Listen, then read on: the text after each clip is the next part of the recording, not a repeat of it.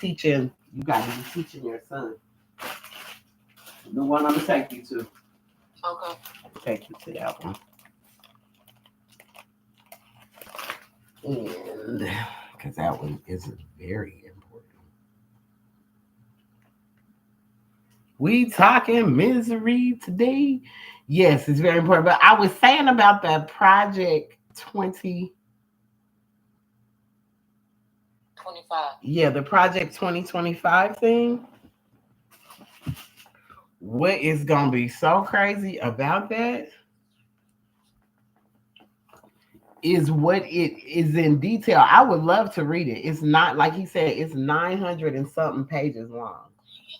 And he's like, nobody's gonna read it. He knows they're not gonna read it. But they don't realize as they're pushing this thing, they're pushing it, right? They're pushing this thing. And for the BET Awards, Taraji was pushing it hard. She was going hard on it too. Project 2025, she got Kamala up there talking about it. And it's all against quote unquote, AKA black people. Like they don't even realize what's in there and the laws that will be coming up against them. Like it's illegal to be homeless. They're going to try to make it out to be one thing, but it's going to be so many stipulations. They're going to put you back into slavery, like you just said. They are literally going to set it up where they're putting their people right back in because you're either rich or poor. So you're going to either you're either going to be slaving for the system or you're going to have money to take care of yourself. So you don't depend on the system. It's going to be the depend on the system and the not depend on the system. Period. That's what it's going to be. And because our people, they don't never want to listen to nothing we say. Drastic until drastic events happen. Measures happen. Then they're like, oh my God, I should have. Nah, man, it's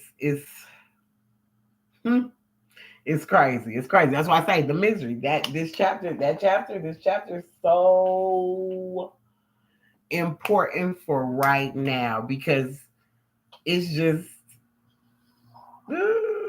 even for me, man, just being around certain things and energies and listening to people and their conversations, and it's just like, wow, how intentional Prophet Noble Drew Ali was, how he already knew.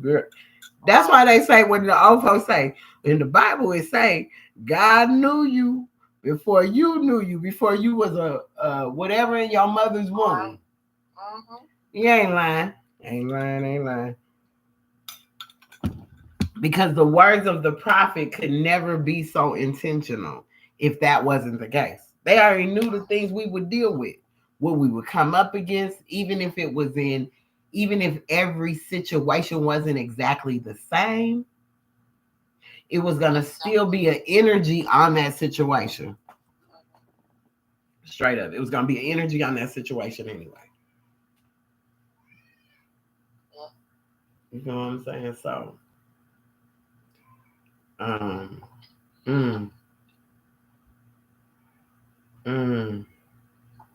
yeah, and I ain't got no turban on today, and I am showing shoulders, but y'all gonna be all right. Y'all gonna be all right on this line today. Because, baby, this need to come out. This need to come out right here, because this was a good one. This was a good build just because, it made both of us have to reflect on some things. Even as I was reading, I'm like, wow, yeah, that's so true. How we will, let me hold this thought real quick.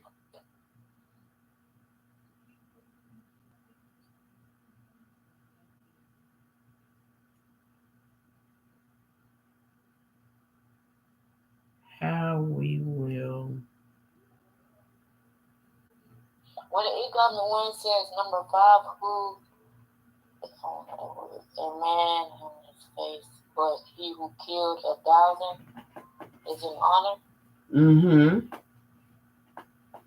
Um, hold on, put this right here. Put these right here. Hold on to 1 second.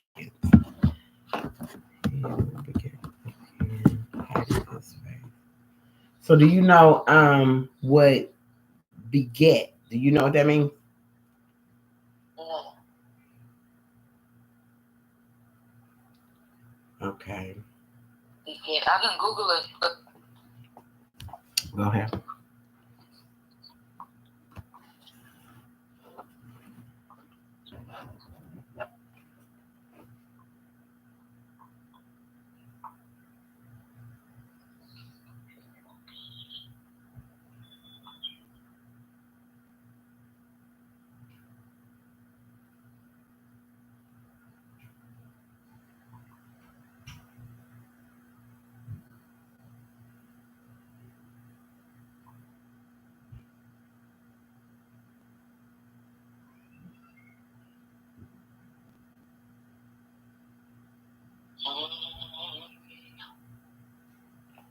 To procreate as the father, he dies without begetting, and here to produce, especially as an effect of outgrowth.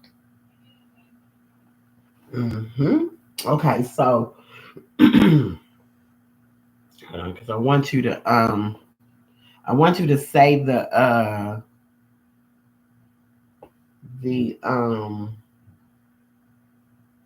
what you call it? Say the definition again. The definition of beget. What is it? What did you say it says again? Beget means to procreate as the father. Sirens, Sire, he dies without begetting, and to produce, especially as an effect of outgrowth. Okay, so to procreate as the father. So, ooh, gosh, that's good. Oh, you sent it to my phone. Okay, ooh, that's a good one, girl. Ooh, ooh, ooh, ooh. Okay. Here we go.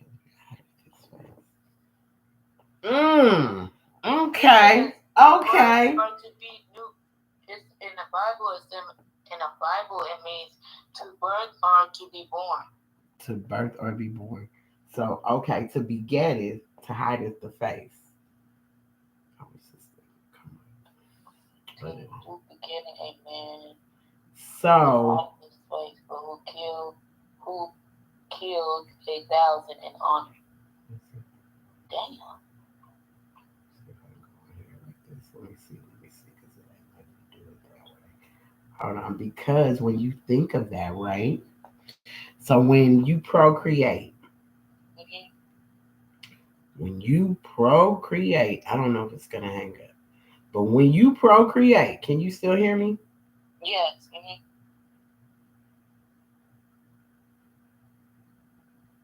I don't think it's gonna make me hang up. When you procreate, so in 5 where it says, so we're going over the chapter of misery, and we were just on the phone having a conversation, me and Sister Sakina Bay, and just pointing out some points in the chapter of misery in the circle 7, the divine instructions. So please excuse me, Islam. We're discussing some right now, and I didn't want to miss this point, but I'll open and give my honors in a moment. But where it says in 5, he who begetteth the man hideth his face. So it's like when we procreate or do something like, say if you're pregnant, or a dude done got someone else pregnant, say any of that, right? We'll hide our face for that, for being, procreating life or making something like that. But you get praised more for destroying someone. You get praised more for destroying anything. Even think of the ABORT, I'm going to say. I'm not gonna say the whole word because we don't want to say the word. But think of that, right? They so mad because they're getting rid of that. That's a praise. You want to praise to take away a life instead of procreating, being as the father, being as the creator, being as mother and father Allah. Right. That's interesting. Interesting. He who begetteth a man hideth his face, but he who killeth 1,000 is honored. That's deep. That's real deep right there. That's deep, deep. That's deep, deep. Um, Let me ask you something. Can you see? Can you go on Facebook and see if you can hear me or Yes. see me? Because Shira was asking. So Islam. Please excuse me, you guys today, but this was just such a great conversation that I wanted to come on here and just give a brief little Sunday school. I'm totally out of order, totally out of attire, but Yes, 2 minutes. I can hear you, Grandchicken. okay, great. So stay right there. Totally out of order, totally out of attire, but this needed to be discussed today. And I'm so grateful that Sister Sakina is on here. Hey to my little cousin Joey. Hey boo. So we're talking about misery and how quickly we are so quick to run to misery. How, oh man, this has been a chapter. Sakina, thank you for this. No, thank you. Praise the Islam. great God Allah. Islam, you ain't lying. Alhamdulillah. Alhamdulillah. Let's talk about it. So I want to stand and rise and give honors to give the highest praises to Allah, giving honors to the illustrious and divine prophet, Prophet Noble Drew Ali, giving honors to all the divine prophets for all the wonderful works that they have brought unto us. But I want to get into this chapter of misery real quick. And in the chapter, Sakina, would you like to read the chapter for me? Because I think we should be able to hear you too. Could you read the chapter for me since I already read it? I think I would like for you to read it. Do you mind?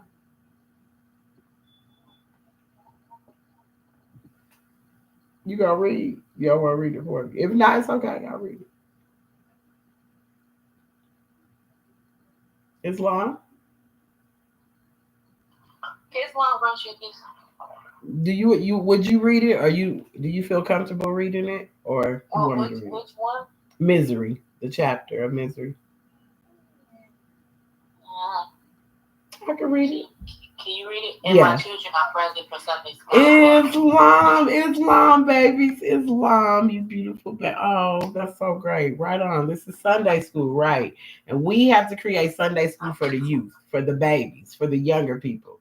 Because adults are too stuck in their ways. And so bring your children to Sunday school. Because this is where, out of our Sunday school, that's where we become the guiders of the nation.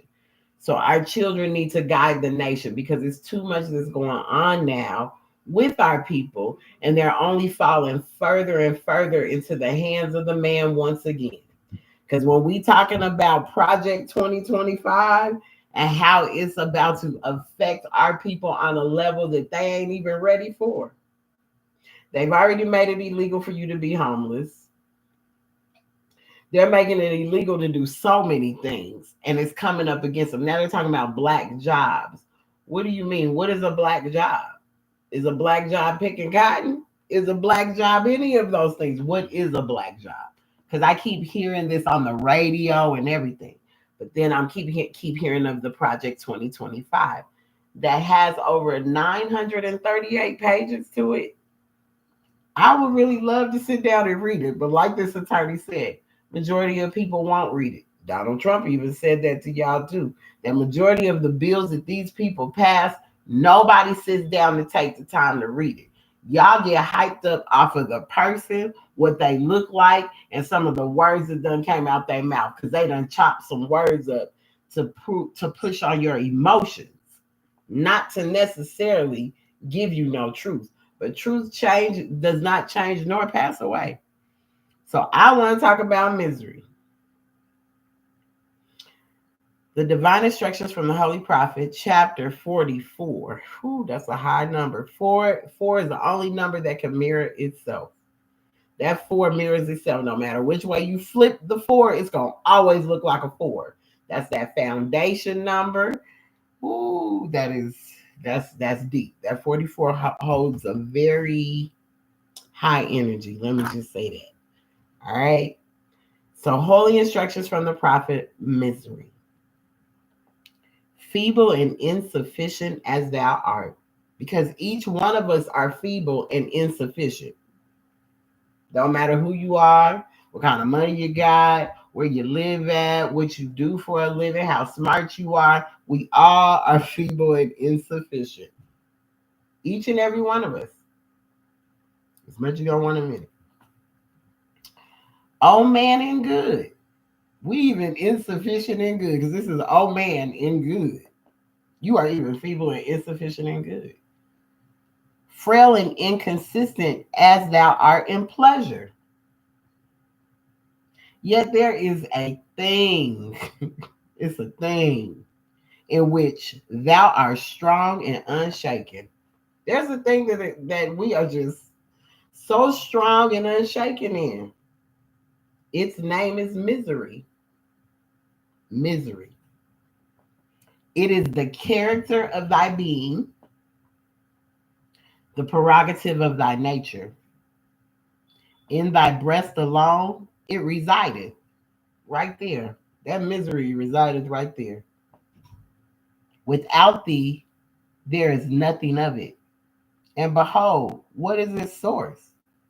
But thy own passions? Hmm. Mm. He who gave thee these gave thee also reason to subdue them. Exert it, and thou shalt trample them under thy feet. So he gave thee these, which are passions, desires, pleasures. He gave you all that to your nature, right? He gave thee also reason to subdue him. He gave you a reason to take that thing away, to not deal with it.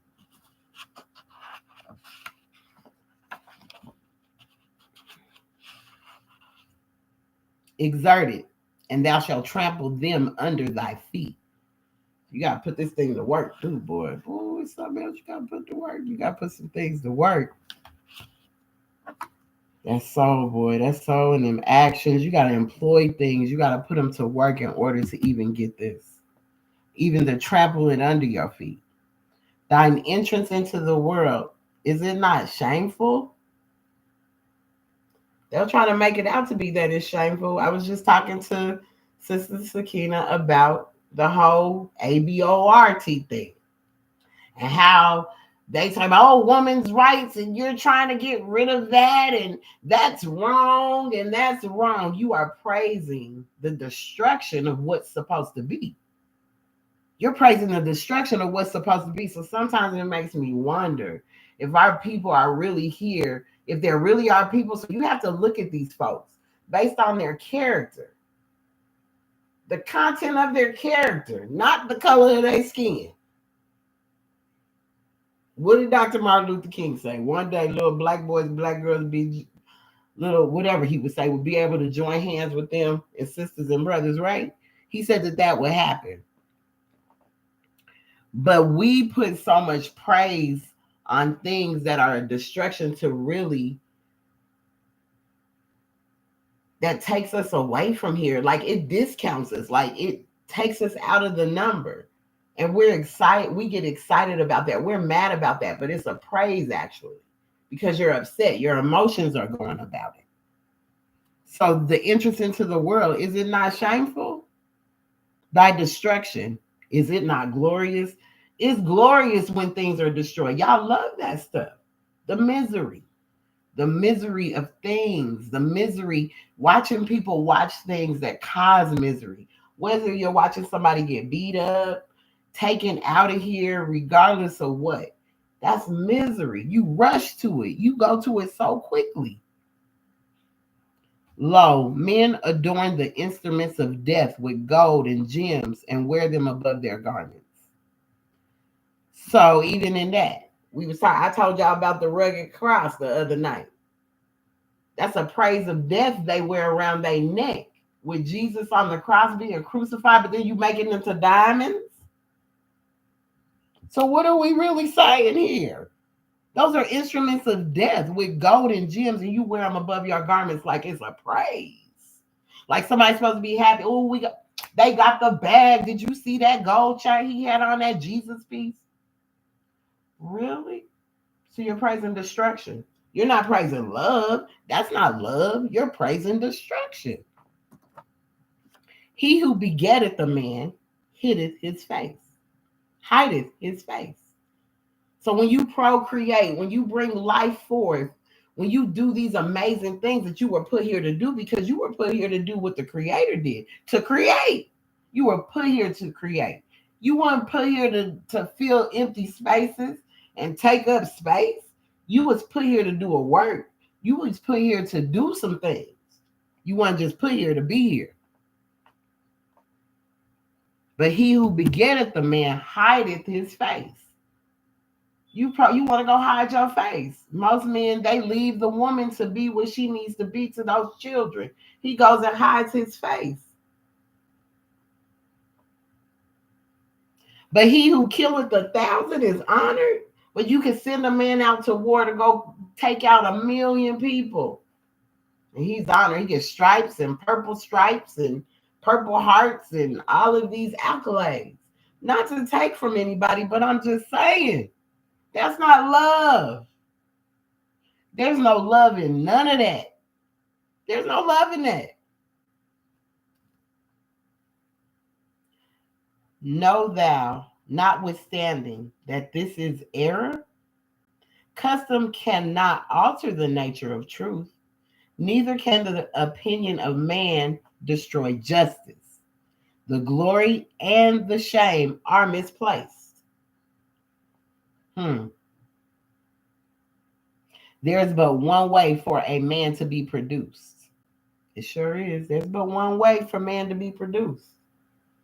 Feminine and masculine coming together is the only way man can be produced. One way. But guess what? That's why I love Prophet Noble Drew Ali. There are 1,000 by which he may be destroyed. 1,000 ways you can destroy a man. Through words, actions, deeds, all kind of things. But it's only one way for a man to be produced. There is no praise or honor to him who giveth being to another. So there's never praise or honor to one that has given life to another. Even if you've given life in whatever way. I mean, your friend could be in need and you've given them life because maybe they was about to take themselves up out of here. But they ain't gonna put that on the news and give you that. There is no praise or honor to him who giveth being to another, whether it's life in whatever way, but triumphs and empire are the rewards of murder. Really? And y'all going for all of this.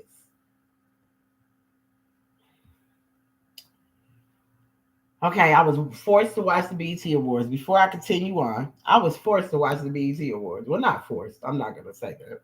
But I sat and watched the BET Awards. I have not watched the BET Awards in a long time because, first of all, I don't know nobody on there. Not a soul. Lauryn Hill, because I watched it. So that's how I knew Lauryn was on it. But when I tell you many ways to be destroyed, many ways of watching them destroy themselves, watching them destroy our people through their words, their actions, their deeds. They're pushing an agenda that's going to be so against the same people that were standing in that room with them, and they don't realize it.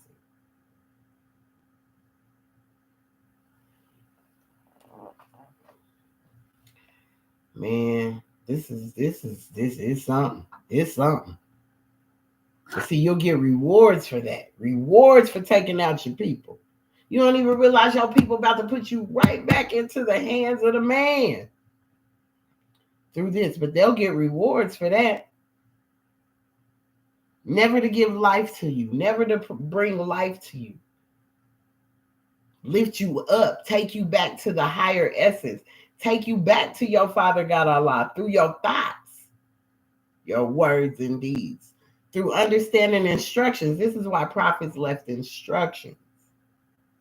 They weren't just words, they were literally instructions. Like when you went to school for the man, when you went to his public school system and you sat down and looked at the directions and you did what the direction told you to do. Well, guess what? Prophets brought instructions, the same thing. Instructions you're supposed to follow. Because when we don't, this is what happens.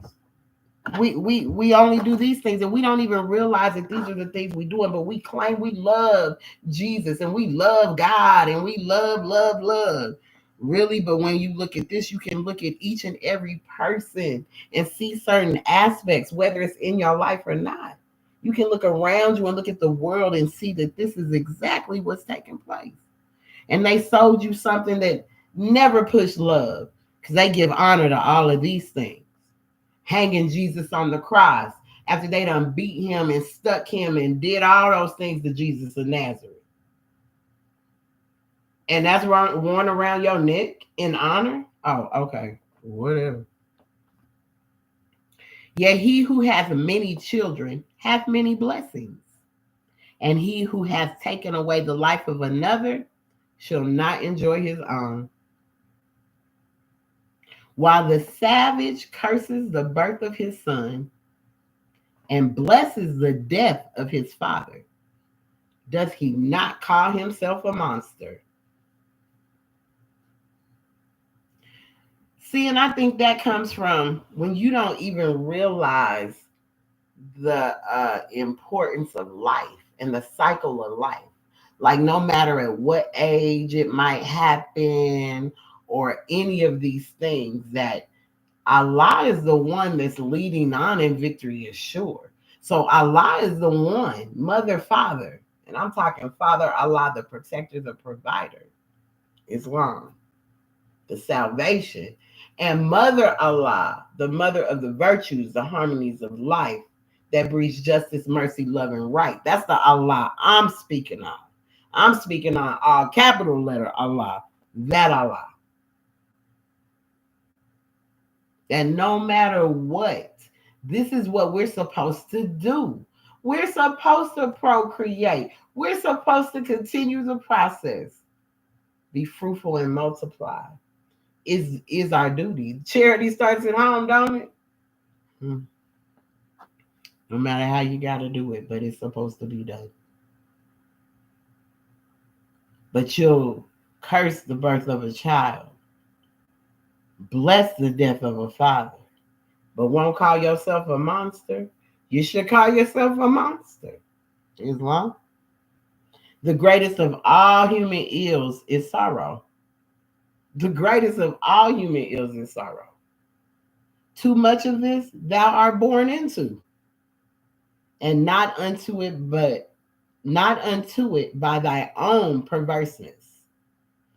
So even right there, okay, the greatest of all human ills is sorrow. Too much of this thou art born into. Yeah, which is true because depending on your mother and father, whatever they were going through, mom, dad, whether she was stressed out, crying, don't matter. You was born into this thing, right? Add not unto it by thy own perverseness. So add not unto it by thy own perverseness. Because you were already born into these human ills of sorrow. So don't add to it. You know what I'm saying? Through your own perverseness. Grief is natural to thee, and it's always about thee. Pleasure is a stranger, and visited thee by times. Use well thy reason, and sorrow shall be cast behind thee. Be prudent, and the visits of joy shall remain long with thee. Yeah, we grief is natural to us. We grieve about everything. We find the misery in everything. We never look for the pleasure, like the happy parts of it. And I'm gonna even get to that, how deep that gets.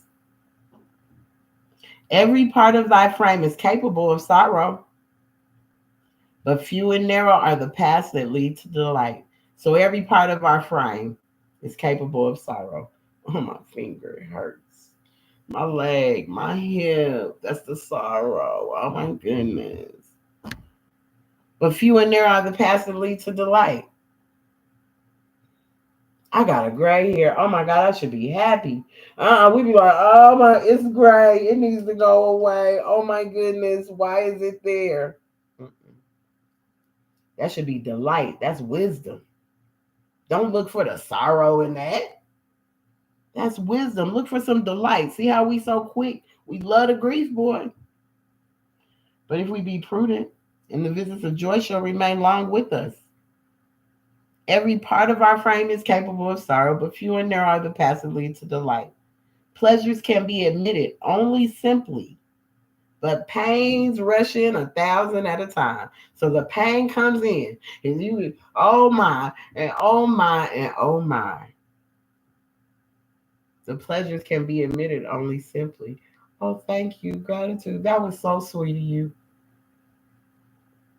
But when the pain comes, boy, and it rush in, yes, come on, the Holy Spirit. Islam, Islam.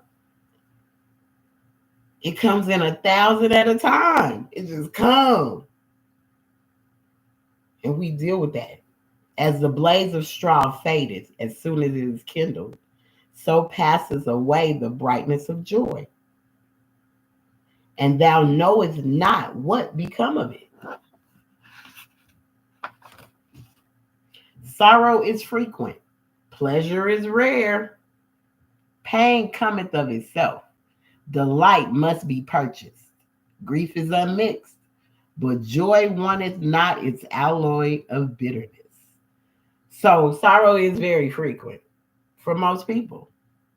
Pleasure is rare. Pain comes of itself.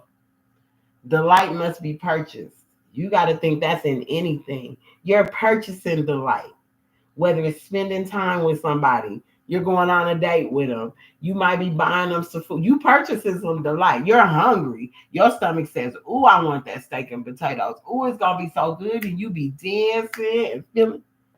You purchasing that delight. You gotta purchase delight, no matter what. It's some kind of, you're gonna pay something for delight. Yeah, you really are. You just ain't gonna get no delight and don't think it ain't gonna be purchased in some way. Grief is unmixed, but joy wanteth not its alloy of bitterness. So you don't, even with the joy, you don't want the bitterness that might come with it.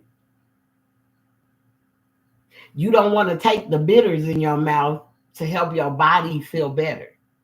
That's nasty. I'm not drinking that. I don't like that. I'm not doing that. But it's life to your body, and you're quick to dismiss that. But you don't even realize the joy that it's going to bring to the body. You don't even realize the joy that bitter. I'm just giving a scenario. So the bitters, when you're taking those bitters that help with your immune system and build you up and things like that, do all these great things for the inside of the body, rebuild the cells and things like that. That stuff is gross, y'all. I'm not going to lie. It's gross. But boy, the benefits. The body feels so much better. The body wants that joy. It'll take that bitterness. It's like, hey, give it to me if I can feel this. If I'm going to be able to have joy on the other side, give me a little bit of that bitterness. There ain't nothing wrong with it. Let's go. A little sickness, a little not feeling so well. As the soundest health is less perceived than the lightest malady, so the highest joy touches us less deep than the smallest sorrow. The highest joy, somebody could come and give y'all land, a house, a car, and a bank account full of money, right? Y'all gonna be like, oh my God, thank you. Thank you. I mean, you'll be cool. Yay. Oh my gosh. You gonna get in there. All right. Then I gave it to you. But guess what? The smallest sorrow will touch you deeper than that joy. So the smallest thing, you might have lost $100. You don't know where that $100 bill is. You are mad. I mean, furious. I know it's somewhere around here. You crying. I needed it. It was supposed to pay for this. I needed it for that. And you are going through all these emotions about this doggone $100. So that hits you deeper than, like I said, someone giving you the highest joy, whether it's bringing a life to you or whatever, something that could just bring you much joy. The sorrow hits deeper than the joy itself because we're so used to misery. This is why this chapter is on misery, how we're so caught up in misery. We don't want to look for the joy in it. We run from the joy. We run from it. We don't want to see it. So we are in love with anguish. We often fly from pleasure. When we purchase it, costing it not more than it's worth, most of the time. You know how the old folks will say, they'll say, what will they say? And I was just learning what it meant, but I love to hear like especially the elders in the South, the way they talk, like the words they say and the quotes. So it's something like, why purchase the gallon when you can have the whole cow for free or something like that, right? Funny to me, just funny to me when they say it, but it's the truth. When we purchase it, costed it not more than it's worth. A lot of times it is what it is because we are in love with anguish. We fly from pleasure. We don't want the pleasure. What you mean? I don't want that right now. No, no, no, no. But don't even understand that this is Allah's way. This is the mother and father creator's way of bringing pleasure into your life. Even if you've been through the things and you think things are being taken away from you and, discounted, nah, things are being added to you. You just have to be able to see it. If you don't have the eyes to see and the ears to hear, it's going to always be hard for you to really understand the spirit. You'll never connect to the spirit. We'll always stay on the first step of belief. And as I told y'all Friday, belief is perhaps, so when you say, I believe in God, well, belief is perhaps what man thinks might be the truth. He don't know that it's the truth. He's not very sure. But we talking faith. We got to have the faith of the mustard seed. Faith is knowing. You like, no, I know that I know that I know that I know. I told you, Sister Sakina. That's why the elders in church, I love them. I love my elders in church when they say, yes, my mortgage was due. They was about to come take the house, but God paid their bills, but God. And they depended solely, that faith was solely on God, and they know it. Right. Nothing else. They're like, nah, that was God. That couldn't have been nobody else. Ain't no man came and did that. That had to be the spirit. So they have faith in the spirit. They know that they know that they know. Now, that third step of fruition of being what you say you know is still a hard one for a lot of us to grasp a hold of. That's why I say getting on that third step to go to the 12-step ladder is something else. And I'm going to take you to that 12-step ladder still. Reflection is the business of man. A sense of his state is his first duty. But who remembereth himself a boy? Is it not in mercy then that sorrow is allotted unto us? So reflection is the business of man. As I was saying to Sakina, y'all know I am very, very transparent person, right? When I would hear my children say, well, my dad only taught me how to smoke weed and fight. Reflection is the business of man.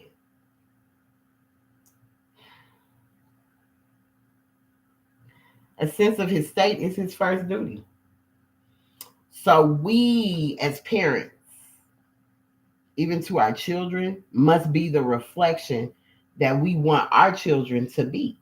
Like if our children watch people take advantage of us and mistreat us and do these things, even though we think, oh, I got it, I protected myself, but your children are watching this take place. Then, in fact, they will turn out, because from my side, them seeing people to me, my niceness, people taking advantage, da, da, da, da, da, da, da, has been the same thing. So it's hard to deal with emotions. They watch me do it, so other people have done those things to them.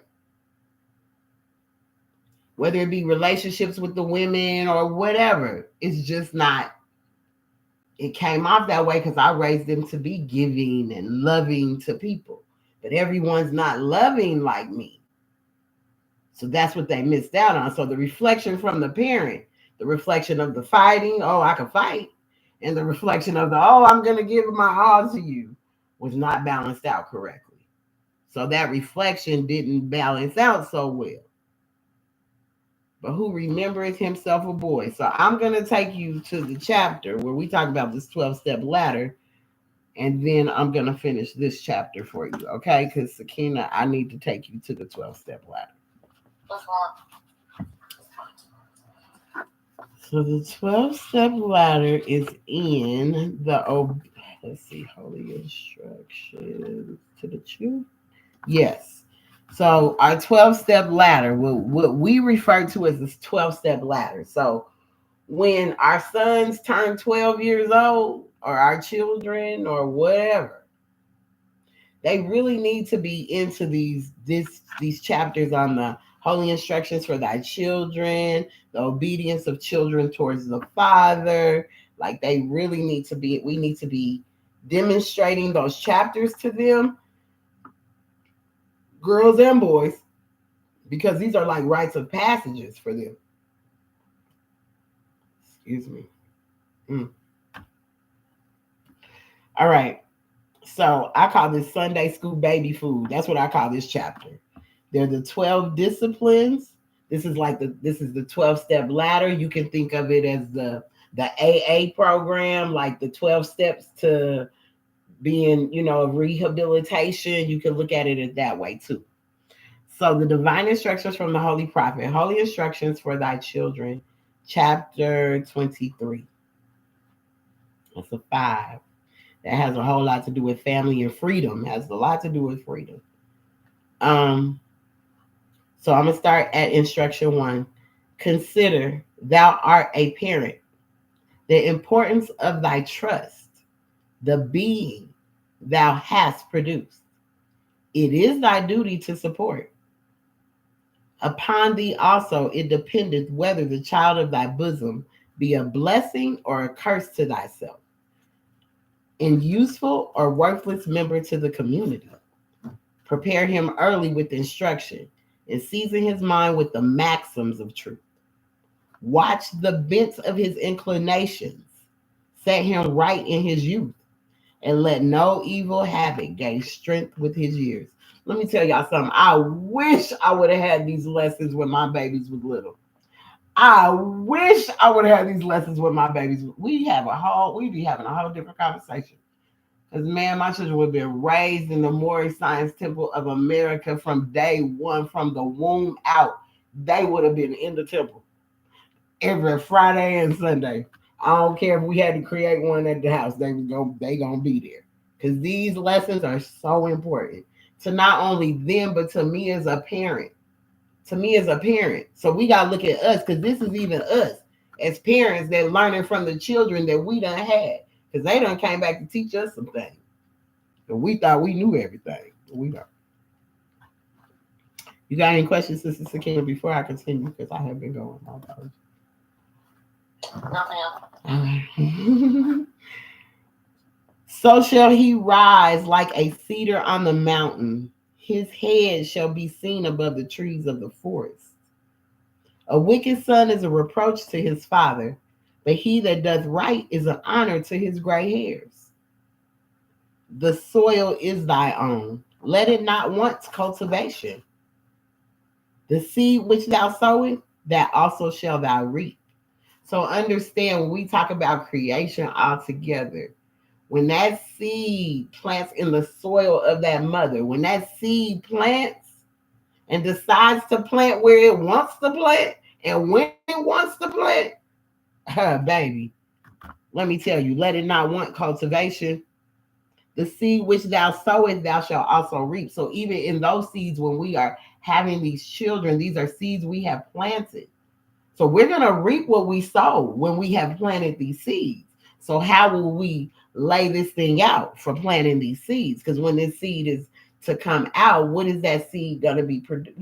What has it been produced from? Islam? Here's your 12-step ladder. Teach him obedience, and he shall bless thee. Teach him modesty, and he shall not be ashamed. Teach him gratitude, and he shall receive benefits. Teach him charity, and he shall gain love. Teach him temperance, and he shall have help. Teach him prudence, and fortune shall attend him. Teach him justice, and he shall be honored by the world. Teach him sincerity, and his own heart shall not reproach him. Teach him diligence, and his wealth shall increase. Teach him benevolence, and his mind shall be exalted. Teach him science, and his life shall be happy. Teach him religion, and his death shall be, teach him science, and his life shall be useful. Teach him religion, and his death shall be happy. That's the 12-step ladder. And that's the ladder we need to be on. We really need that ladder before the 3-step. Because we got to believe that within ourselves. We got to teach ourselves those 12 steps. And even as adults, go back and teach ourselves that. How to be prudent, how to be obedient, how to be, you know what I'm saying? What did I just say? My apologies. I'm having real bad, yeah. You know. Where am I at? 23. My apologies. I don't flip back. But we need to teach ourselves those things. We really do. We got to go back even as adults in that way. And that's why when it says, who remembers himself a boy, in the chapter of misery, because we don't remember ourselves being that young. Okay, so we do need to go back and we got to go use the hammer and use these tools for the workshop of the mind to remind ourselves of those 12 steps also. You feel me? Islam. And so is it not in mercy then that sorrow is allotted unto us? Man foreseeth the evil that is to come. He remembereth it when it is past. He considereth not the thought of affliction. Wound is deeper than the affliction itself. So to think of the affliction is worse than the affliction itself. You done thought of the affliction. You like, oh, they gonna do this to me, and they about to put me out, and I got an eviction notice, and oh my goodness, and this is gonna happen, and they about to come get this, and they about to pick this up. You done thought of the affliction so bad that you wounded yourself deeper than the affliction itself. Because they might call and say, you know what? Just give us $10 and it's yours. You know what? You don't even know how Allah, as I say, mother, father, the spirit, how the spirit's going to work in your life.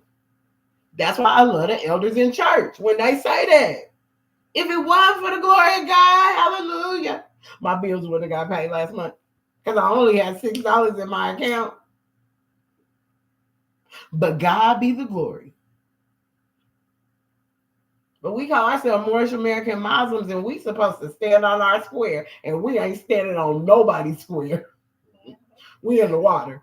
We done all fell in the water. You got turbans and pheasants floating in the ocean. Call it what you want. We are not standing on a solid foundation whatsoever. Because I can think of the elders in the church and know they got more faith in Allah than we do. And we got the lessons. Let's talk about it. Don't nobody want to talk about that though. All right. But anyway. Think not of thy pain, but when it is upon thee, and thou shalt avoid what hurt. Hold up. Think not of thy pain, but when it is upon thee, and thou shalt avoid what most hurt thee. So don't think of the pain so much. You know, like I was even saying to you, Sister Takina, don't allow the pressures of people and the things they're saying and doing come upon you, because your thoughts are going to direct its course. Your thoughts create all things. Our thoughts create everything, whether good, bad, ugly, whatever. If you think it, you'll manifest it. If you say, see, it all started with a thought. It tells you in your Bibles, it started with a thought. It was once a formless, dark place. And the thought came. And he said, baby. He said, baby. That's what I say, all I was saying to mama. Baby, let's make man in our image. The spirit of who we are, that love energy. Standing on them 5 principles of love, truth, peace, freedom, and justice. Let's make them in that image. But when man fell, he fell into an image that he's unrecognizable of who he is. So misery is all he knows.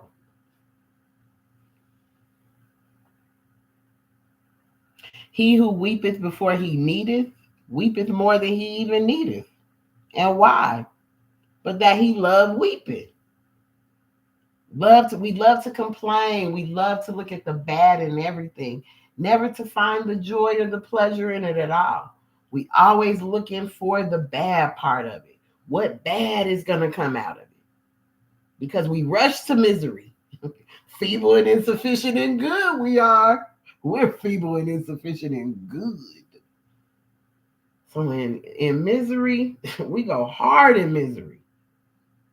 As so-called people. We go hard. We be looking for the misery. When's the next master coming to tell me what to do?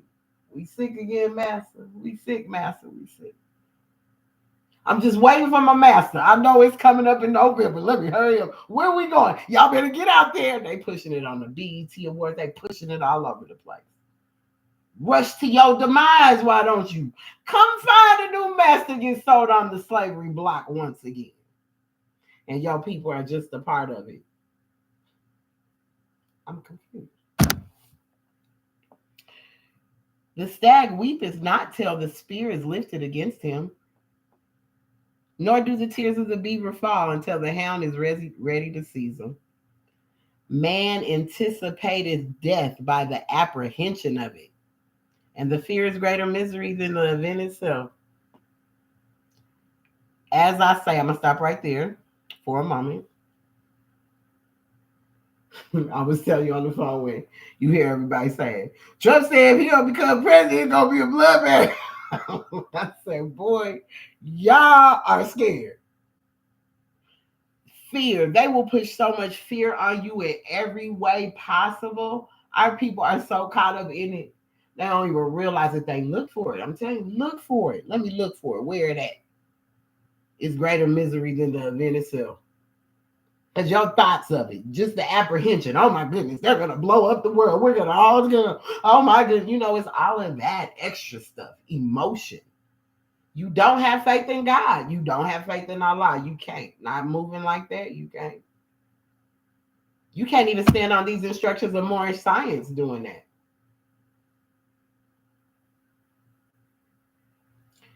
Be always prepared to give an account of thy actions, and the best death is that which is least premeditated. So don't take yourself out. You know what I'm saying? Because you're thinking so hard on things. You're allowing your thoughts to stress you out. You're allowing things to stress you out. So you done premeditatedly took yourself out. The best death is not premeditated. It ain't stressing yourself out about these woes of life. You know what I'm saying? And the cares of the world. Like, nah, man, let that go. Stop looking for all the misery. Just be prepared to give an account for your actions. Just be prepared for that. You know what I'm saying? And whatever it may be is what it is. As long as you stand on yours, you can't worry about the next. You can't worry about something else.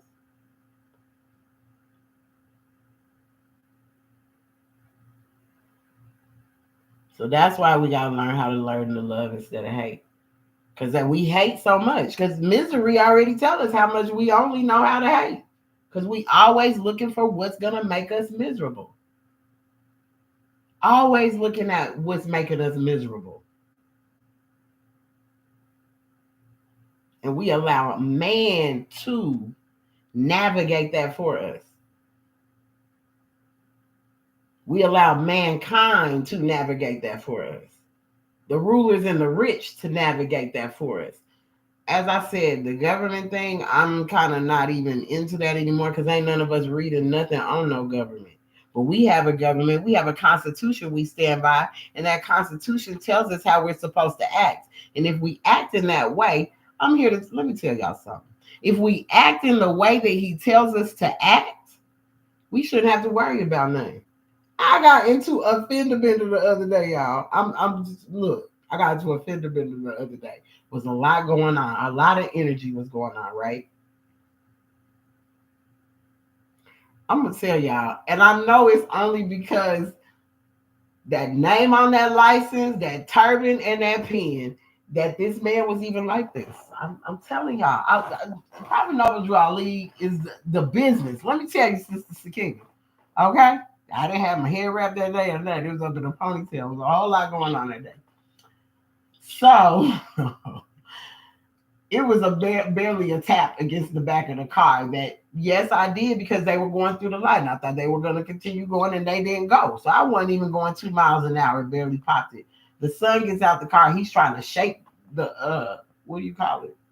The bumper off like as if I rammed into it and it was cracked. It ain't, bro. You got a little speck of white paint right there on the bumper, right? So we waiting for the police, and I'm waiting. I call the police. I'm like, look, this is not my car. This is a rental because I don't have a car. You know what I'm saying? You're gonna have to get in touch with the rental people. So I give them out, and they're like, the police gonna come when they can. Whoopty whoopty whoop. So we waited almost an hour and a half for the police. Brother pull up. My brother pull up. You heard me. Let me tell y'all something. My brother pull up. A brother. I rolled the window down. He's like, what happened, man? He looking at me. I'm like, well, I was going about 2 miles an hour, accidentally bumped. You see the light right here. You know, the lane continues out. I thought he had continued out. He didn't. And I tapped the back of his car. Da, da, da, da. He's like, all right. He looked at the car. He looked at me. He's like, all right. He winked his eye as he took my license and looked at it. He winked his eye. And I was like, he winked at me. Now, don't get it twisted. Excuse me. And I'm not saying that. But the brother was a very handsome brother. So I'm like, don't be winking. Why are you winking at me? That's what I'm saying in my head. Why that man winking at me? He goes back to the car, goes to the car, talks to them, goes back to the car. He comes back. He's like, what's your number? I gave him a number, the name. He's like, all right. He's like, look, I ain't about to give you no ticket. I know it was your fault, but I ain't giving you no ticket. Here, take this paper. They gonna have to deal with the insurance company with Hertz. And go ahead, okay? Just do your thing. I was like, oh, I was like, dang, Islam.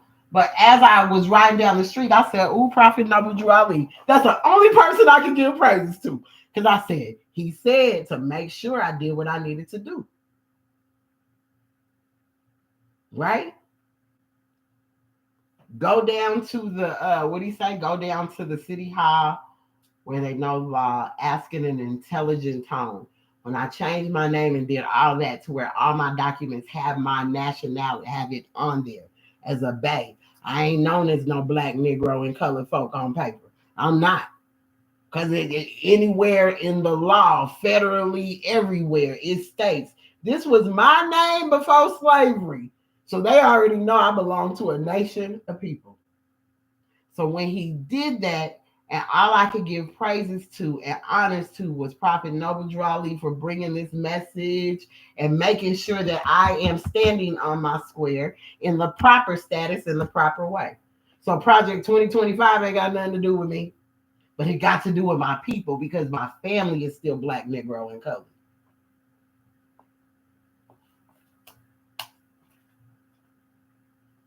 Islam? Islam. I know I went today and I really wasn't trying to go on a rant, y'all. Uh, but yeah.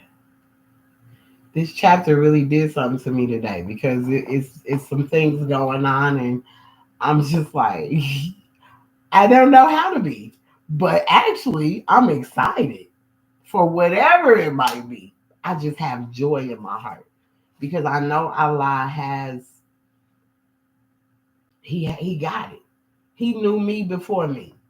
In all reality, because he has his woman, because he make us in their image. You know what I'm saying? He's gonna make my children in our image, and we can rock this thing. You know what I'm saying? So in understanding that image and not looking at it even from this form place, but looking at it from a spiritual aspect of my makeup, of spiritually of who I am, and knowing how many times I've been here, how many times I've returned, and what my duty is to this planet as a mother, as a whatever, you know what I'm saying, as a woman, as feminine, as matriarch. Like, mama done came back. I done told y'all, the roots, we done came back to roots. Mama done came back. Big mama energy in the house for real. Like, this is not a game. This is not a game. This is not a game. So, Sakina, you have anything to say? Because I would sure love to hear from you. The 12 step ladder. The 12 step ladder is most definitely important, and I'm gonna make sure I'm gonna start applying the 12 step ladder because I haven't been applying it as thoroughly as I should. So I'm gonna make sure I be an example for my family and my household. Definitely. Definitely. If God was to ever give me grace like that again, I'm saying it'd be a total different scenario, total different story.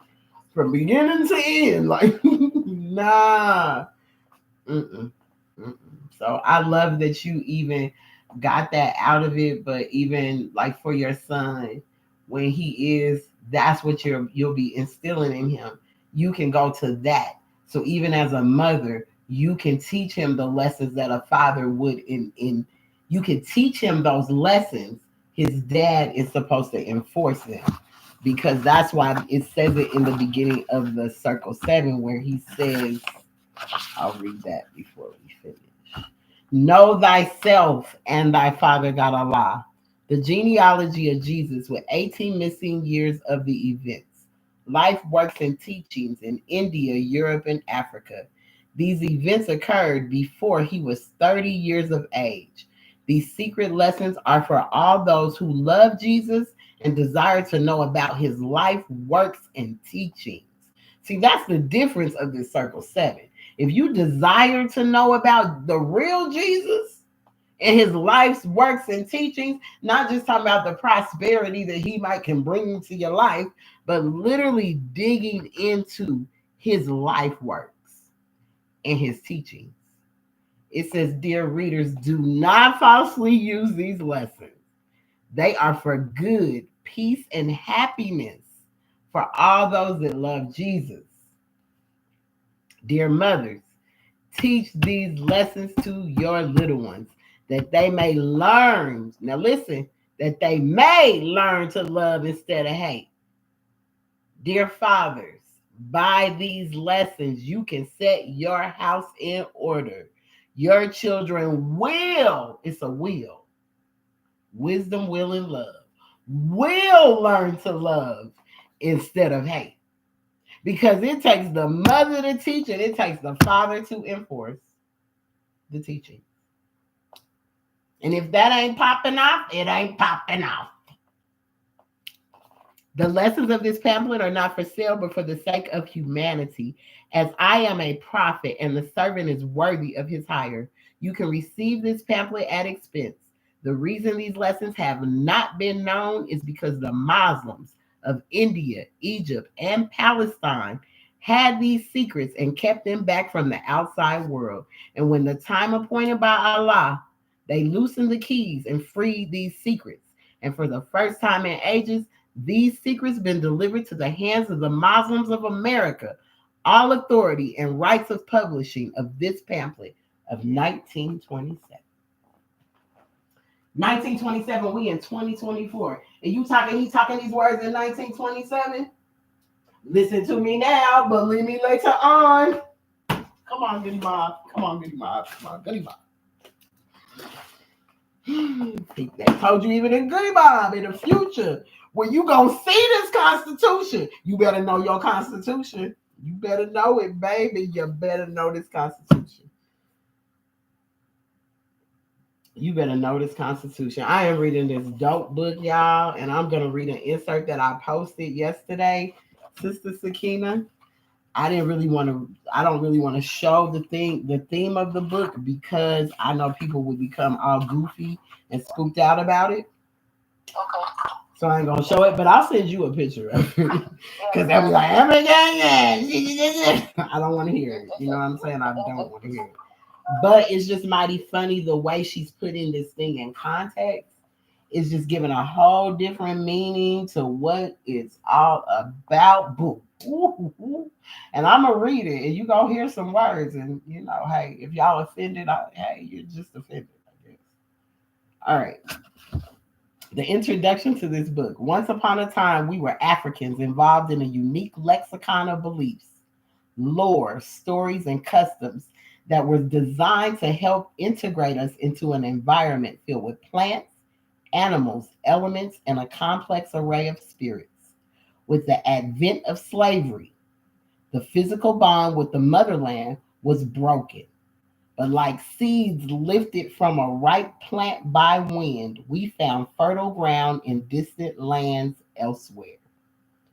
Our belief took root in the Americas in slightly altered forms. The freshly sown seedlings took hold strongest in sunny climate remnants of the fair conditions in Africa. The various hybrids of African based religion are now thriving in coastal Brazil, the Dominican Republic, and Cuba in the form of candombo. I cannot say this word. Candombo. I don't think I'm saying it right, sweetie. Shango and Santeria, and in Louisiana and Haiti in the form of Vodun. In the southern United States, hoodoo took root in Alabama, Mississippi, Georgia, Florida, and North and South Carolina. Hoodoo was established during slavery times using the available plants in the United States and borrowing from the ancient wisdom of the Native Americans. Girl, this book is good already. And she has broke it down in such a way, in such a loving, spiritual way that you can tell she probably studies the Circle Seven. Who at this author of this book? Her name is. I'm gonna tell you who this is. Her name is Rose Bird, Stephanie Rose Bird.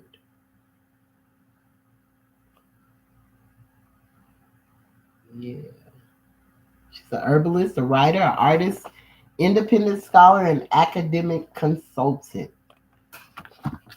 So I'm gonna send you the picture, Sister Sakina, of the book, okay?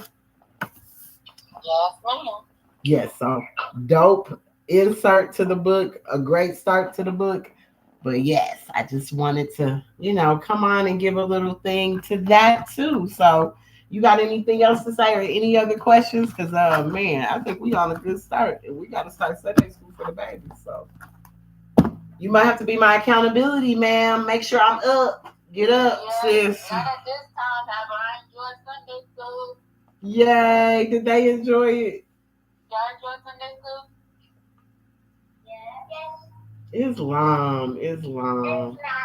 Islam, sis. Can they say the prayer while we close out? All meetings are to be open and closed properly according to the Circle Seven in love, truth, peace, freedom, and justice. Can we all stand as we recite our Moorish American prayer? We turn to the east as going within. We put up 5 fingers on the left, 2 on the right, with our heels touching one another, standing on our square. Go ahead, my lovely ladies. Islam. Allah the Father Mm-hmm. of the universe, the Father of love, truth, peace, freedom, and justice. Allah is my protector, my guide, and my salvation. By night and by day, through his holy prophet Noble Ali. Amen. Islam, I'm about to cry. Islam, I am about to cry. Oh, that was some holy breath. Tell her I felt all that come through this live. I felt her come through this phone. Islam. Miss Sheikis, you a young Sheikis. You don't even realize it yet. But you are a young Sheikis in the making, and I am so excited to see what you are gonna bring to this world. Thank you. Thank you. But what I like to call it is a motivational speaker. Hey, okay, motivational speaker. I love it when I tell y'all I love the babies. The babies that came back to teach us some things. How old is she, Sakina? I'm only 10 years old, my sister. Oh, she said I'm only 10 years old. My sister, she already knows she want to be a motivational speaker. That's a philanthropist, y'all. She's ready to come and be what she know. She's ready to be what she know. And I'm ready to be there right along with her as whatever she needs. I'm there. I'm there. So yes, I'm here, Sister Sakina. Let's whenever y'all need me, whenever. Let's get on Sunday school. It's for the youth. From this point on, y'all grown folks can go on some. I'm for the children. I'm for the children. They need these lessons, and they're gonna appreciate these lessons. So that's what we gonna do. I love you guys. I hope y'all have an amazing Sunday.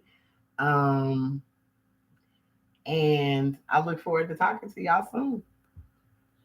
Peace and love. Peace and love, y'all.